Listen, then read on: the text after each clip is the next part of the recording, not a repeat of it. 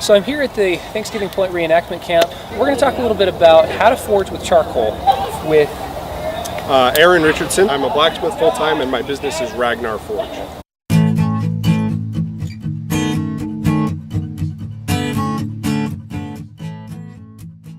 In my main shop, I've got big bricked-in forges and I use coke and coal.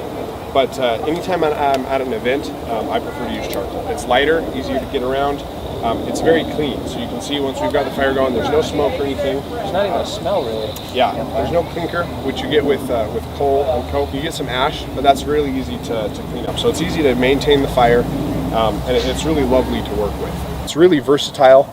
Some of the downsides of it is it radiates more heat than coal or coke do. It radiates more heat. So really? It's a lot warmer than using coke. So it's sweatier to work around. It is sweatier, yeah. It's also more expensive. You'll go through weight-wise about the same amount of coal or coke as you will with charcoal. Like a 5-gallon bucket of charcoal weighs maybe half or a third of what a 5-gallon bucket full of coke or coal weighs. Right. If you were a Viking blacksmith and you had your fire and you'd be using charcoal. Charcoal is what everyone used pretty much until maybe 500 years ago. People started using coal. A blacksmith who was maybe in a Viking camp like this on the move, his forge would just be a hole in the ground. Sure. So you'd have sometimes you'd have a hearthstone, which would protect the heat from getting to your bellows, and you have a small set of double bellows that you'd run, where I've got a hand crank blower. And you can see this fire is very hot. It's up to forging temperatures right now, even without adding too much air. So I don't really have a problem with sparking too much. This isn't charcoal that I've made. This is just from Walmart, actually. Okay. It's just the lump charcoal that they sell for barbecuing. Briquettes don't work at all. Not at all. Not at all. So the difference is this is actually just wood that's been turned into charcoal. Okay. And that's done in a process. It's basically baked in an oven, and it cooks all the volatiles out of the wood. Okay. So what charcoal briquettes are is they actually take sawdust and they take bituminous coal and they put it together and they use kind of a glue, a binder, and it's actually baked the same way that charcoal is, but it's powder. Right. It's baked together like that.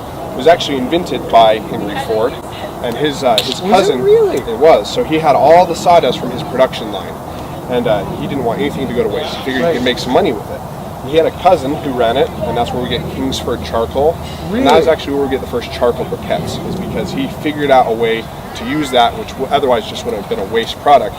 And it works fantastic for cooking, not good for forging. Because of the way that it's made and that powdered form, you burn through it so quickly. Just with this little blower here, I don't have to do very much. You can see if I really crank it, I start to get some more sparks. But just a little fire, and this is probably almost hot enough to weld in. Fantastic. To weld in. Yeah. Just like this. Mm-hmm. Wow. You can use charcoal in just about any type of forge. My first forge I ever made anything in was actually just a pit forge in the ground. I dug a hole in the ground, I dug a trench, I ran a pipe, I used a shop vac, I used charcoal. It worked fantastic. I burned up a bunch of pieces and made a few things that kind of looked like something. Let's talk about a little bit if you're going to forge with charcoal. So you can see I'm really just adding not very much air. So if you've got it hooked up to something like a shop vac, if you don't have any sort of air gate or anything, you're really going to have a problem. You're going to have a lot of this with a lot of sparks, and any type of shop you're in, you don't really want to have all those sparks. You know, it's a good way to burn yourself, to start something on fire that you don't want burning.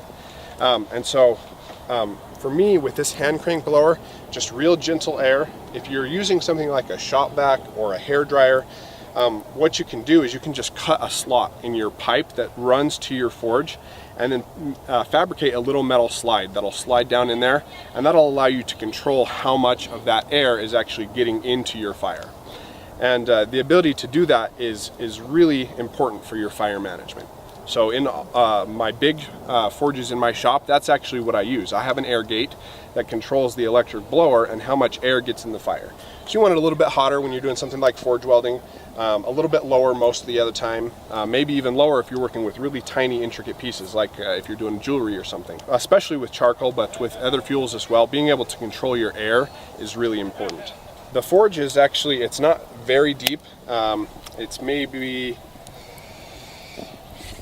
4 inches. I've actually added an inch of clay in the bottom. And so anytime you've got an old forge like this, that's a steel frame, you want to clay it. Otherwise, you'll either burn through the metal or you'll crack it. And I've added this this shield here in the back. So this allows me to pile up the fire a little bit bigger. If I wanted to work on any larger pieces, it's really hard to keep and control a larger fire. Especially as you're taking things in and out that would knock coals over the side? Yeah. One of the things that I make and sell a lot of are little leaf pendants. Oh, wait. Cool. And so I use the 1/4-inch rod, square bar for that, and we'll do a little bit of work on one of those. You're holding it more or less in the center of the fire and you're rotating it, just like you're Yeah, I don't want to get a hot spot on it and start burning it anywhere. Okay. And then you're just a nice low red right there. You know, it's really hard to see. It's kind of a low orange to me.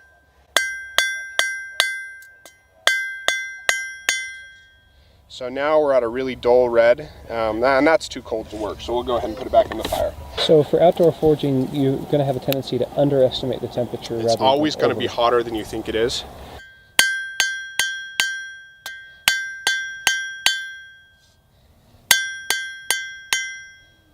If you've ever looked at old pictures of blacksmith shops or anything like that, they're always terrible, and it's because blacksmith shops are always dark. They're always dark so that you can see the color of your metal. We've heated up so there's residual heat in it. It's also quite a bit thinner, and so it's heating up very quick at the end there. I didn't used to forge with safety glasses, but about 3 years ago I was working and I actually had a piece of scale pop off and melt on my contact lens. And that was a close enough call for me that I've worn safety glasses ever since. That is terrifying. Yeah. You shouldn't have to have an accident like that to start wearing safety equipment. But if you do have an accident like that, it'd be grateful you're wearing contact lenses. Yeah, absolutely. I did get a piece of steel in my eye the other day, and they've got to go in and they pull it out. If it's right on the surface, they'll use a pair of tweezers. And it's in, they'll use a magnet and suck it out. Almost immediately, it'll start to rust in your eye. And so they've got to take a little tiny drill and drill out all the rust so that your eye can heal, because the rust is very toxic. And they did this to you? Yeah. Oh! It's not fun. So proper safety equipment is a must. Safety glasses. It does make me wonder about like a historical smith. Yeah. Because I've tried stone carving, and it makes me wonder about those guys too, because, I mean, chips flying. You know, yes, but it's also most trades are very unforgiving. If you're not careful and you're not safe and you don't have modern medical technology, you're going to find a different profession. So you're either going to learn quickly as an apprentice how to be safe, or you're going to find a different job or die. Wow. It also makes sense that the Vikings did worship a one-eyed god, so, yeah. I mean, this might have been a thing.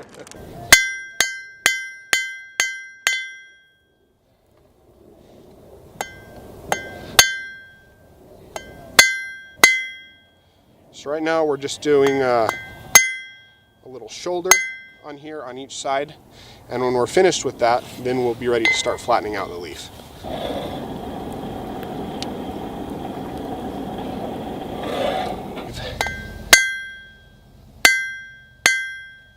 That is interesting. The flames look way more orange in person than the yellow I saw on the camera. I get up to welding heat, and there's no flames coming out the top. It's all the glow down in the fire.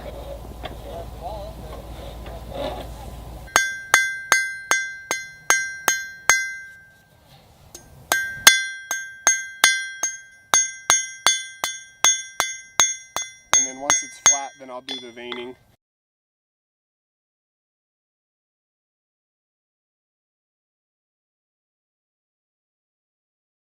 So huge thanks to Aaron from Ragnar Forge for showing us a little bit about charcoal and explaining how this interesting rivet forge works. So I've got a website, it's ragnarforge.com. I'm on Facebook as Ragnar Forge. I'm on Instagram and YouTube as Ragnar Forge as well. Links in the description below. Great, so thanks for watching. If you do forge anything, let us know. Let's see some pictures and some videos.